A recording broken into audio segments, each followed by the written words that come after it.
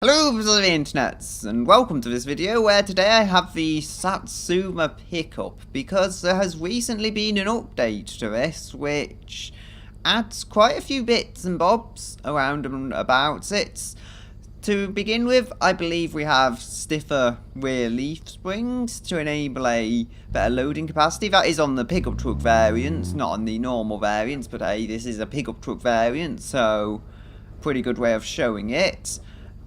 And why do I mention this as the first thing into the video? Well, because I have another park down here. We have a pair of Satsumas.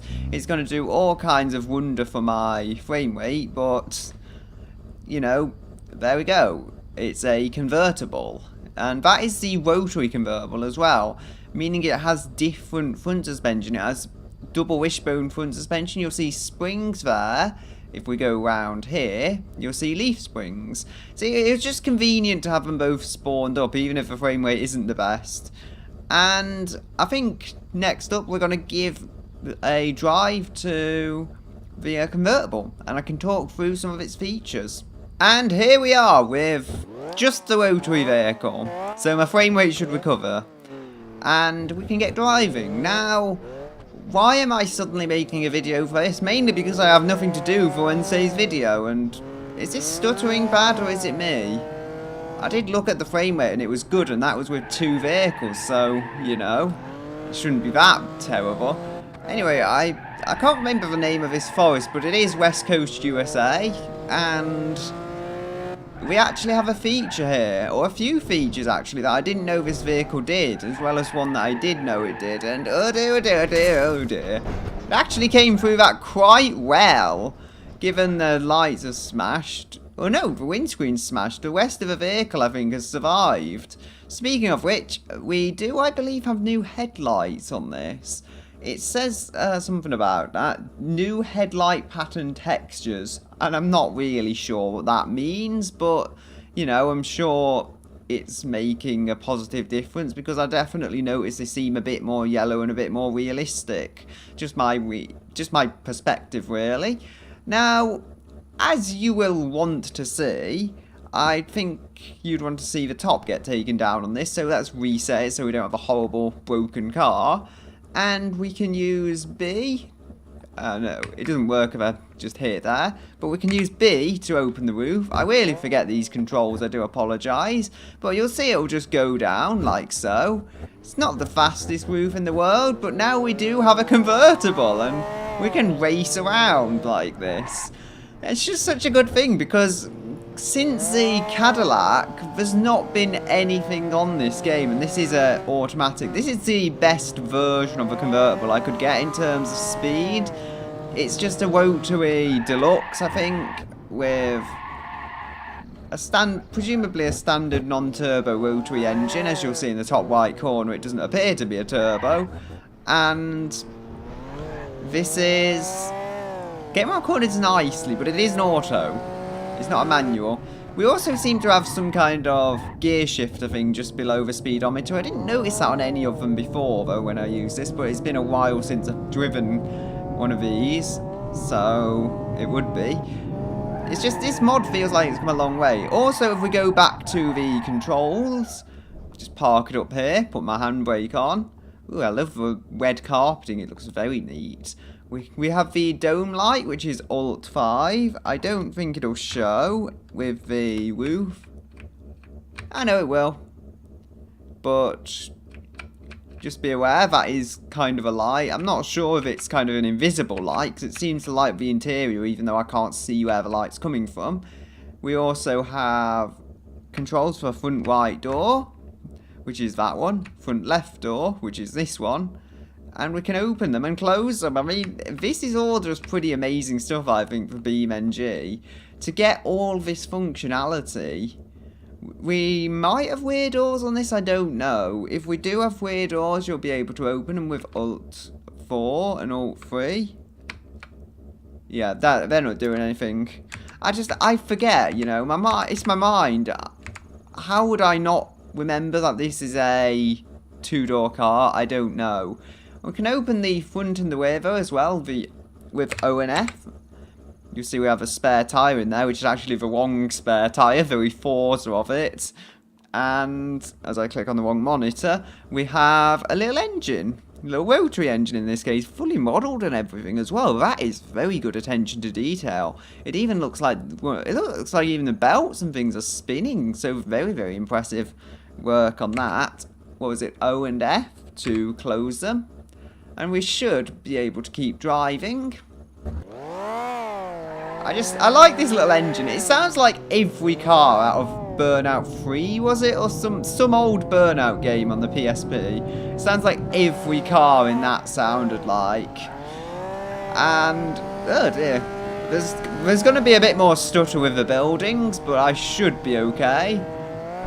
See how fast we can get this thing without a roof. You may think it doesn't handle well, but now I'll get into this. It does handle pretty neatly, actually. I wouldn't say it handles any worse than a regular one, and in fact, that corner, yes, I crashed at that corner, but then, considering how bad other vehicles have come out, this didn't do too badly. I think now, if it's F, no, it's not F, what letter was it to, yeah, B to do the roof. Does the roof still work after that crash, I wonder? That would be a true question. But yeah, as I was saying, I've taken muscle cars down there, or Burnsides, and I think a Barstow, yeah, that was it. I took a Barstow I kind of built down there, and that didn't do too well. But this, considering the forces it was pushed through, did very, very well, actually, at managing them. The ladder has taken a bit of abuse, though, as you'll see. The front wheel has taken a bit of abuse. Double wishbone suspension there, you can see. And amazingly, the roof, perhaps because it was away, has appeared to come out of it completely unscathed. Yeah, the joys of having the boot mounted roof. Now, if we look at what else do we have here? We have perhaps the odd extra thing. I think that's it. Animated manual shifters. So, if we get the animated manual shifter version, we can hopefully find it somewhere where you might hide. There we go. We need a manual for this to show. 1000 convertible. This should be a manual. Yeah, instead of 4-speed. I'd be surprised if a 4-speed in a 50s car is a automatic. Now, there's no shifter on the floor. Ah, there we go. We have like a steering wheel mounted shifter. All the more interesting. But you get the idea. That is pretty animated. Can even put the roof down and enjoy watching that animation. If it's even visible from here on YouTube encoding and whatever. I think it's very visible from there. But that's just me. I have a 1080p monitor, so I don't have to worry. I have a huge TV in front of my face, more like. But, you know, the way things work out. Our driver, he is there, he's just invisible. Anyway, that is about all I've got to say for this car in terms of updates. There is one more thing I think we can test it with, though, because this is so updated and neat and everything. We could just park this one up here and spawn some other vehicle. What vehicle could I have which the typical YouTuber wouldn't use? You know what, Miramar. It's an older vehicle as well, so it's not actually the worst option. Oh, have we placed it? Foolish me. Okay, so here we should be able to... No. my stupidity, you're not going to get 50 miles per hour from that. I just weren't sure how quick this vehicle was. If we back it up to the end of the street, then we should be able to. And yes, 50 is what I'm aiming for. Oh.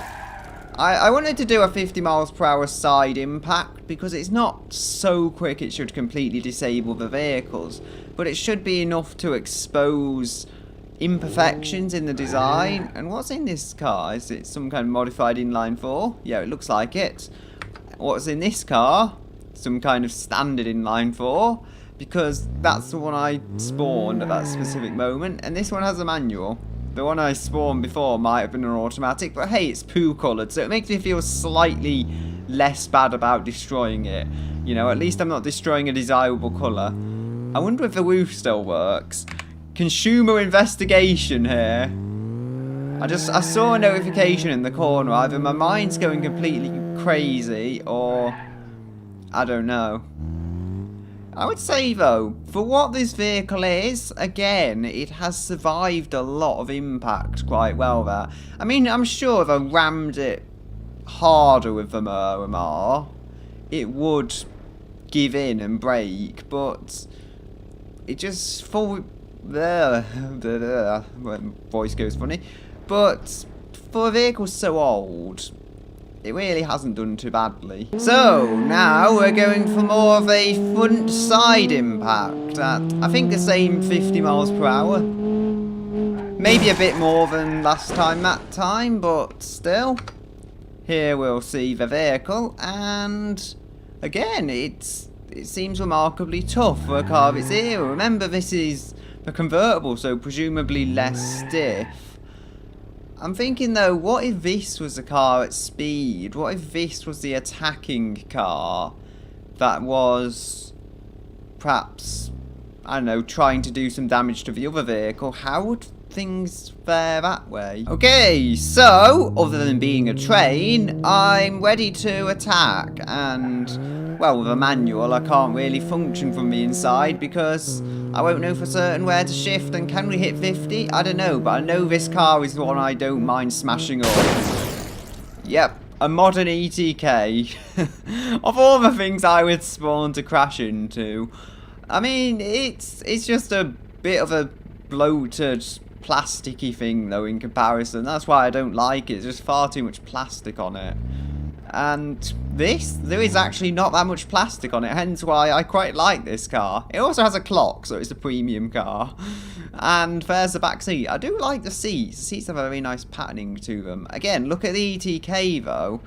The touches you just don't get on a modern car. They're all just completely blacked out seats. There's no texture to them other than that at all. And look at this. This is like a modern crash-tested car and everything. And the side door has just... it's just crushed in on the driver.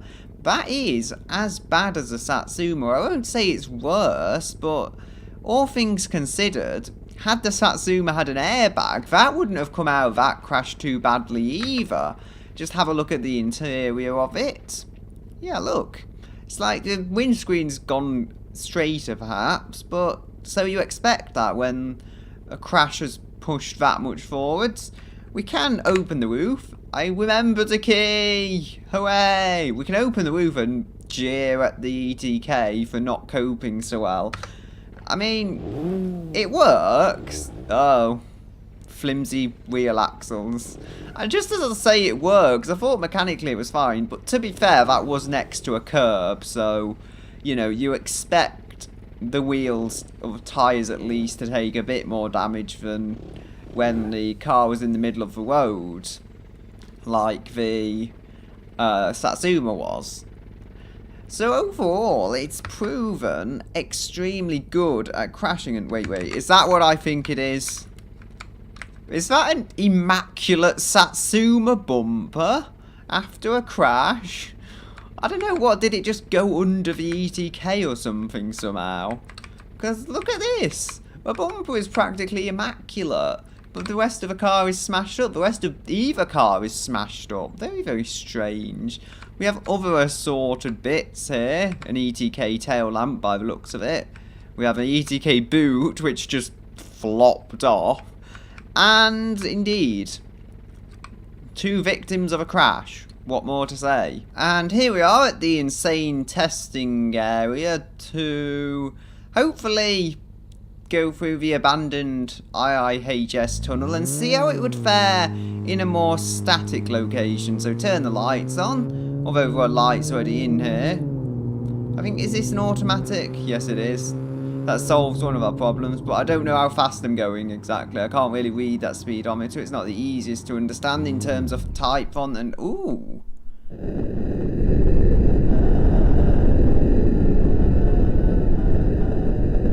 Slow motion camera, very, very strange. But I'm not complaining, it's a nice touch. I think it's kind of locked in. So, here's our car. The camera's kind of fast, I'm sorry, but this is the only real way I've got of showing it, and you'll see it's crumpled up a lot worse. In an actual impact, the difference was smaller than this, and that was maybe at slightly higher speed, but that was because the other car bounced off and moved, whereas now we're seeing it hit a solid wall at that speed. Which is interesting, because it's not like you're going to suddenly find a solid wall spawning in on the motorway. Not in reality, at least. I wonder if we could have some slow motion roof down action. Yes. The roof still tries. I'll give it that. And I mean, I really do love this feature, because the Cadillac, I think Series 62 it was, it just disappeared off the mods page. So without going to Shady Russian website, there's no way to download it anymore, and now this has kind of filled the gap in the market for a working convertible in BeamNG.drive, and I'm definitely appreciative of that, since I did really enjoy driving the Cadillac back in the day. It actually drove really nicely. I mean, it's a shame it's been taken off, but what am I going to do about it? Not much, to be honest. Anyway, until next time, I think I'm going to have to leave it here. I'll just wait for the roof to finish going down. Yes, I remember it's called a roof. I will remember eventually. And anything else to really comment on? There's still tyre smoke everywhere. I wonder if I spawned it, say, over here, would it stop the slow-mo? Yeah, there we go. So, we've got what we need of it. Just see the impact. Take the bonnet off is probably a good plan. Oh dear. I pulled it a bit too hard, I think, there on that side. There we go. Just a standard little engine, and you'll see the engine hasn't really got in the way of a crash structure because it's so tiny. But anyway, until next time, a goodbye until another day.